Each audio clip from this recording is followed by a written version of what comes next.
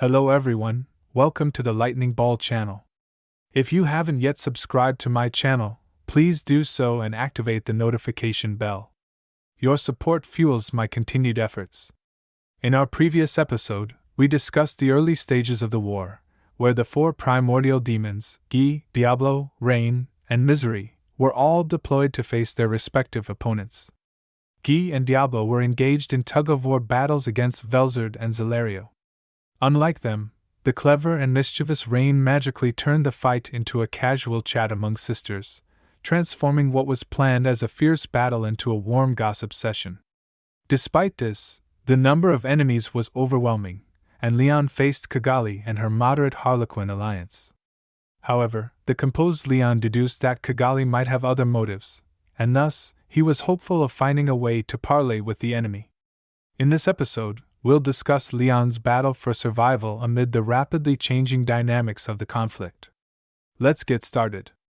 On Leon's side, it was him along with 2 knights, while the enemy consisted of 5 individuals.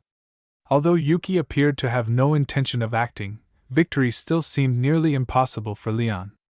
Leon drew his holy sword, Flame Pillar, and took a defensive stance, while Kagali attacked him with the ruined scepter borrowed from Michael. The collision of these 2 mythic weapons created shockwaves that rippled throughout the entire hall. At the same time, Leon heard a voice in his mind. It was Kagali's voice, expressing her desire to negotiate with him. Leon's prior judgment was correct, and he nodded in response to Kagali. She explained that her group was under surveillance, so they needed to be extremely cautious. One might wonder how they were communicating despite being watched. This was all thanks to Laplace. Kagali was not directly conversing with Leon. Instead, she used Laplace as a mediator. Information, encrypted with a cipher, was transmitted through a master-servant circuit and then relayed by Laplace, who was not under Michael's control, to Leon. Conversely, Leon's information was sent back through the same method. This special communication method perfectly avoided detection by Michael. To onlookers, the 2 appeared to be engaged only in intense combat. Kagali was so cautious because she planned to betray Michael right there and right then. By allying with Leon and escaping to Ramras's labyrinth, they could evade Michael's surveillance. Then, relying on that incredible slime, Kagali hoped to regain her freedom. Kagali straightforwardly expressed her intentions and asked Leon if he had a connection to Ramras's labyrinth through an emergency transfer magic circle set up in advance with Rimuru. At the same time, Kagali informed Leon that Michael's objective this time was Leon, and if her guess was correct, Leon should be the holder of the ultimate skill Lord of Purity. Leon nodded in affirmation. Since Kagali and her group had attacked all the way here, Leon felt there was no need to continue hiding his ultimate skill. This information also proved Kagali's reliability. The simplest proof was that the 5 of them could easily overpower Leon's side. If they were fully following Michael's orders, Leon would have been captured already. Yet not only Leon but also his 2 much weaker knights could hold their own against the members of the moderate Harlequin alliance, and Kagali even leaked information to Leon. Leon confirmed that there indeed was a transfer magic circle linked to Ramras's labyrinth. Hearing the affirmative response, Kagali's expression instantly brightened. While maintaining what appeared to be intense combat on the surface, Kagali negotiated more actively with Leon. On the other side, Leon pondered whether he could so easily agree, considering he had only a brief acquaintance with Kagali and Rimuru was unaware of these developments. He felt it wasn't right to bring Rimuru troubles so casually. However, at that moment, the smile of his beloved Chloe flashed through Leon's mind. Strangely, Chloe's smile was not because of Leon but because of that slime. Dark emotions flooded Leon's heart, and he struggled to contain his intense jealousy. Then, he thought that Rimuru would surely welcome Kagali and her group. Even if he pushed this troublesome matter onto Rimuru, Leon felt his conscience wouldn't hurt. So, Leon nodded vigorously, indicating that the transfer magic circle was just behind the audience hall, in a secret room with a hidden door connected to the back of the throne. Kagali was overjoyed, but she also invited Leon, the target of Michael and Feldway, to escape with her. However, Leon refused, saying he would stay here. If he wanted to flee, he could have already escaped to Rimuru's territory. Kagali mentioned that Michael's control was absolute. Leon nodded, suggesting that such domination must have its conditions, and even if he were controlled, Guy could stay here to observe the process and find a solution. What Leon didn't know was that Guy, due to a lover's spat, wouldn't have time to pay attention to Leon. Yet Kagali quickly understood Leon's true intentions. Or rather, what Leon said was just the surface intention. In reality, Leon wanted to stay and protect his people, just like long ago, when he was willing to abandon the title of hero to protect the humans, Magians, and their hybrids living here. Kagali remarked that Leon was really too clumsy, preferring to sacrifice himself for the sake of others. However, the stubborn Leon said he had committed many evils and was willing to sacrifice everything to save the one he loved. He believed he should bear the consequences of his actions. This was Leon's resolve. Again, it's emphasized here that Kagali and Leon's conversation was mediated through Laplace, thus avoiding Michael's surveillance. Returning to the battle, understanding Leon's resolve, Kagali didn't say much more. After communicating with Laplace, she quickly devised a plan with everyone present. Leon then gave Kagali a signal. Kagali immediately understood. Pretending to be knocked back, she crashed through the throne and the hidden door behind it. Tia and Faman followed, both pretending to be thrown into the secret chamber by their opponents. At the same time, Kagali loudly called out to Yuuki. The bewildered Yuuki acted as if he understood he needed to come to his teammates' aid and slowly made his way toward the secret chamber. With everything in place, all that remained was for Leon to activate the magic circle. Kagali was confident the plan would succeed, sure that everyone could escape Michael's control. It should have been so, yet fate once again mocked Kagali. At the same moment in Star Palace, Michael, who had not yet departed, sensed Obera's betrayal and felt a surge of intense anger. This was the first time since his creation that he had experienced such deception. The cause was his own naivety. Michael could perfectly dominate others, yet he naively believed in the uncertain factor of comradeship, allowing them to act freely. Take Obera, for instance.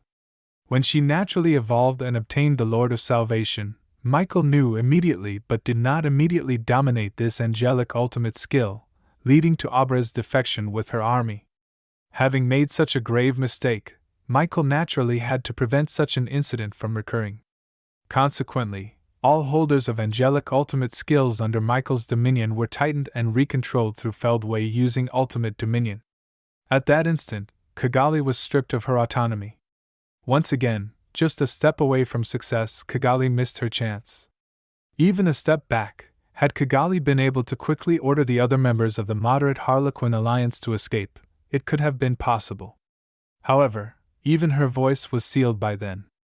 Feldway emerged from the already damaged doors of the audience hall. The Feldway that stood before them was filled with anger, yet within that anger was a disdain for those present. Feldway mentioned he was somewhat concerned, so he came to have a look. However, even Feldway did not anticipate that Kagali and her foolish compatriots would commit treason. Feldway shouted in anger. He was infuriated that these ant-like beings could not grasp the grand purpose of reviving the creator god Veldanavasama. Then, with a cold gaze, Feldway turned towards Leon, who had stopped moving. In an instant, Leon exerted all his strength to activate Lord of Purity, infusing it with a lethal resolve to kill Feldway, but it was all too late. In that moment, Feldway coldly stated that it seemed his target, the ultimate skill Lord of Purity, was also present. He then casually suggested that Leon should become his loyal subordinate. As their gazes crossed, Leon completely ceased his movements. At this moment, Leon's mental activity was still rational enough to tell him he was being controlled, but he was utterly unable to resist. Following this, loyalty to Michael, whom he had never met, surged from within his heart. Although his knowledge and memories remained intact, his self was gradually being overwritten. During these moments, naturally, Leon thought of Chloe, the girl he cared most about, and her smile. However, even this smile could not halt the surge of overwhelming loyal emotions toward Michael-sama. Like Kagali, Leon's inner self was taken away. As for Kagali, before her consciousness was completely stripped away, Kagali fell into deep despair. Each time, she was thwarted at the last step, a situation that would cause anyone to break down. As her consciousness faded, the last thing Kagali heard was Laplace's voice, encouraging her not to give up, but this voice grew increasingly distant. Then came Feldway's cold voice, questioning whether Kagali's curse worked on Laplace.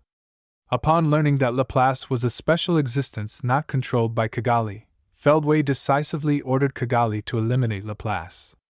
Kagali thanked Laplace for his loyal service over the years, declaring that she would be the one to deal with him. The only one bewildered by this turn of events was Laplace himself. The other Harlequins, Tia and Footman, and even Yuuki and Leon, naturally took their stances, ready for killing Laplace. In an instant, the scene turned into Laplace versus everyone else. Kagali gathered her power, and her ruined scepter radiated a holy glow. A beam of deathly light then shot towards Laplace. Seeing this, Laplace gave up resisting. Against such overwhelming force, he knew he could not change his fate. However, just at that moment, a figure suddenly barged in front of Laplace, using a sword to block the attack. The newcomer was none other than Leon's mentor, Sylvia. Sylvia reminded Laplace that now was not the time to be dazed. Laplace, utterly confused, looked at the newcomer, a sense of nostalgia welling up inside him, yet he had no idea who she was. Sylvia cheerfully declared herself a formidable ally, and despite facing a host of absolute powerhouses, she still showed an overly optimistic demeanor. We knew Laplace was Sarian, Sylvia's husband, who had become a deaf man and lost all his memories. That's why he didn't recognize that the person before him was his wife. However, Laplace still instinctively felt this person was very important to him. Laplace rallied his spirits, asserting that he was a man and couldn't let a woman fight alone. He was determined to find a way to survive this ordeal. On the other side, Sylvia also felt a sense of nostalgia for Laplace's behavior, but they were still in the midst of battle, so she couldn't dwell on it too much. On one side were Laplace, Sylvia, and two relatively weaker and injured knights. On the other side were Feldway, Kagali, Leon, Yuuki, Footman, and Tia. The balance of power was overwhelmingly against them. Sylvia was the trump card Leon had mentioned. However, under the current circumstances, it seemed this trump card wasn't very useful. Although, considering the possibility of Leon being controlled, Sylvia had already taught him how to separate his core and ultimate skill before the battle. This method not only required a lot of time but was also extremely difficult. Fortunately, Feldway seemed to have no intention of taking action himself, merely watching the battle with detachment. This meant there was still time to delay. Sylvia knew that the miraculous Rimuru, whom her beloved daughter always praised, was on his way and had even defeated the unimaginably powerful scorched dragon Velgrind. If Rimuru could arrive in time, there was still hope. Therefore, Sylvia's tactic was to delay as much as possible until Rimuru could arrive to support them. So the battle commenced, with Laplace facing off against Yuuki and Kagali, Sylvia against Leon, and the two knights against Footman and Tia. First, let's look at the battle between Leon and Sylvia. Although he had lost his self-will and was being controlled, Leon still retained all his knowledge and memories, which allowed him some leeway in his actions. Leon expressed that he did not want to fight his mentor Sylvia and requested that she switch sides to join Michael-sama and Feldway-sama. Sylvia joked that if she were to assist Feldway's camp now, Leon would certainly resent her once he recovered. The controlled Leon did not understand the meaning of Sylvia's words. Sylvia continued to explain that Leon had a girl he liked and that the girl would be very saddened to see Leon in his current state. Hearing this, Leon's heart wavered slightly, but he quickly returned to his cold demeanor, stating that once Feldway-sama's wish was fulfilled, he would then pursue his own desires, and the girl would surely wait for him until then. Sylvia seriously noted that it was not certain, considering Chloe's heart was clearly not with Leon. If he didn't take action now, it wouldn't be a matter of waiting. Sylvia continued to tease Leon, saying he better not cry if he got dumped. Leon's mouth twitched, and then he swung his flame pillar at Sylvia. In an instant, the most powerful divine magic, particle disintegration, turned into a sword energy that struck at Sylvia. Sylvia, transforming into lightning, dodged the attack and then summoned several lightning bolts from behind to strike at Leon. Leon quickly deflected with his sword, then wrapped particle disintegration around himself and his sword blade, becoming an avatar of destruction, and executed a light-speed slash. Sylvia, not to be outdone, again turned into thunder and matched Leon's speed with her mythic weapon, Vajra, catching Leon's sword strike. The two's weapons clashed, Leon's attack speed increasing, with flame pillar flashing with divine brilliance but also containing absolute destructive power. Sylvia, however, with her Vajra, a blunt weapon that could transform in myriad ways, managed to neutralize each attack. In this fierce confrontation, Leon wielded the ultimate skill, Lord of Purity, which allowed for the free control of spiritrons and the purification of energy, while Sylvia possessed the power to manipulate lightning with the Lord of Thunderstorm. In just a few seconds, the clash of their ultimate skills caused multiple collisions, sending intense flashes of light in all directions and even damaging the transfer magic circle made of magisteel. Sylvia grew concerned. If the transfer magic circle were destroyed, not only would their escape be impossible, but Rimuru might also be unable to arrive.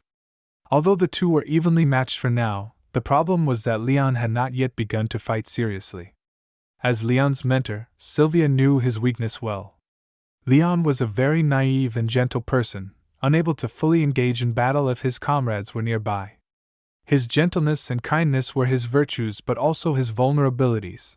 His belief in protecting others was beautiful yet often naive in reality. Sylvia was aware that Leon had gathered orphaned children and abused magens to establish the Golden City El Dorado, and she had secretly assisted Leon in founding his nation. Leon was also prone to misunderstandings. He blamed himself for Miss Shizu's loss of control of her power and the death of Shizu's friend. After that, Leon felt it better for Shizu to remain in the human world rather than be raised by a demon lord like himself, so he entrusted her to the current hero, Kranoa, controlled by Hinata. Well, this part was explained in our episode 26. Please check for more details. Yet, Leon continued to protect Shizu quietly, and thus, he had been aware of Demon Lord Rimuru's existence for some time. When Elian and others became close confidants of Miss Shizu, at the same time, Sylvia, through her daughter Elmesia's subordinates, enhanced the surveillance initiated by Leon. This was why Sylvia felt urgency over these misunderstandings. However, if Sylvia intervened directly, she might complicate matters further, so she waited. And now, Leon had finally come to rely on her as his mentor. Sylvia rushed to the scene, but the situation was dire. Leon was still restraining his power, using his ultimate skill minimally. Both Lord of Purity and Lord of Thunderstorm specialized in large-scale annihilation. Moreover, the controlled Leon had lost his naivety as a weakness. Once he began fighting seriously, the entire country could be destroyed. Sylvia decided she must prevent this at all costs. Now let's look at Laplace. Laplace was also caught in a tough battle. As the strongest magen of the moderate Harlequin alliance, he retained the experience and skills from his time as hero Sarian. In addition, he possessed two unique skills, Falsifier, which could interfere with an opponent's perception and induce illusions, and Seer, which allowed him to foresee a few seconds into the future. With these abilities, Laplace was almost always unbeatable. However, now, facing a pincer attack, Laplace saw no hope for victory. Evidence of this was that even using his unique skill Seer, his dagger couldn't land a hit on Yuuki. Laplace lost hope of the situation. Just then, Yuuki suddenly launched an assault, approaching Laplace with a series of kicks. On the other side, Kagali, observing this scene, stopped attacking with her ruined scepter, which was about to shoot a destructive beam, to prevent accidentally injuring Yuuki. But Laplace, already overwhelmed, could only follow Yuuki's movements and grapple with him. Strangely, Yuuki's attacks always veered off course, never harming Laplace. Moreover, both Yuuki and Kagali were being superior to Laplace, so why could he still hold on for several exchanges? The clever Laplace seemed to understand something. From Yuuki's movements, Laplace detected a hidden pattern. Indeed, it was a code. As Laplace parried punches and blocked kicks, he felt faint vibrations that were difficult to detect, and the pattern was a secret code known only among trusted members of the moderate Harlequin alliance. We all know that Yuuki was controlled by Michael's Regalia Dominion, and previously, Storm Dragon Veldora had also had his self-awareness stripped away by this power. At this moment, Yuuki's mind was anxious, hoping that Laplace would quickly realize the information he was transmitting. The reason Laplace could fight against Yuuki and Kagali 2-on-1 without being quickly killed was largely due to Yuuki subtly balancing the battle. Finally, Laplace perceived this message and realized that his boss had actually regained his senses much earlier. Surprised and relieved, the clever Laplace continued to grapple with Yuuki, using the code to communicate while pretending to fight. Yuuki issued an instruction, asking Laplace to keep fighting while trying to restrict Kagali's actions. In his struggle with Yuuki, Laplace opportunistically embraced Kagali. Although Kagali was confused, her ruined scepter had already begun to glow with a dangerous light, making this restriction meaningless for her, or rather, Laplace was simply seeking his own demise. However, while Kagali was puzzled by this seemingly suicidal behavior, Yuuki quickly used one of the powers of Lord of Greed, Skill Steal. In an instant, Kagali's angelic ultimate enchantment, Lord of Dominion, was taken by Yuuki, and Kagali collapsed to the ground. Laplace quickly went over to help her up. Since Kagali had lost her angelic ultimate skill, she also escaped the control of Michael and Feldway. The clever Kagali grasped the situation in an instant, and quickly recalled her absolutely controlled clowns, Footman and Tia. Thus, when the entire moderate Harlequin alliance regained consciousness, the original battle situation underwent a major change. From Laplace and Sylvia battling Feldway's faction, it instantly turned into Feldway and Leon fighting against Sylvia, Laplace, Yuuki, Kagali, Footman, Tia, and Leon's two knights. Alright, that's all for this video. So, how exactly did Yuuki break free from Michael's control, and how will Feldway respond? In our next episode, we will answer these questions, and the battle situation will once again turn around, naturally due to the preparations Feldway made in advance. Powerful reinforcements will appear, but it won't be Rimuru. Instead, it will be Feldway's reinforcements. Yuuki and others will also face a life-and-death test at this point. The next episode will be very exciting and interesting. If you enjoyed this video, please like, comment, and subscribe. Your support is greatly appreciated. See you in the next one.